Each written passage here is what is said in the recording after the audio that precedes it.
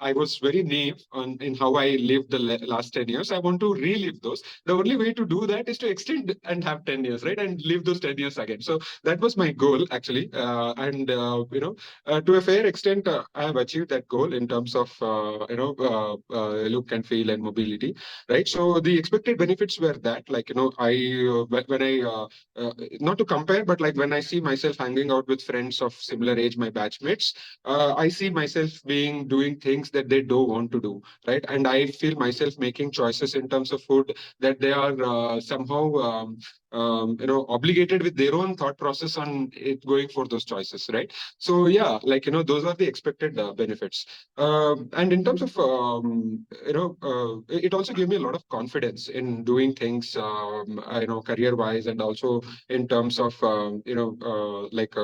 went and did some adventure activities I was able to do only because of those things, right?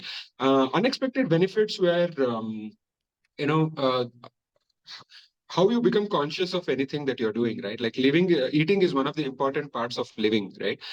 It That conscious awareness of uh, like probably going down to 5 levels of why, not only stayed with eating, it also moved to sleeping, it also moved to how you objectively look at work, what is the kind of stress you take and you don't take, right? I would also say it all built up to being more conscious of, for myself, like one is through food, it became the first part. Then I went on to do Vipassana, which was a 10 days course, and that made me conscious about myself, and anything that I come across, right? And then it helped me unlock few things in life which I did as a from my bucket list, right? Like whether it was an adventure cycling for 500 kilometers over 10 days, or it could be the India trip that I did with my parents between the two, COVID waves for 70 days. I think all of this sort of, the base would be somewhere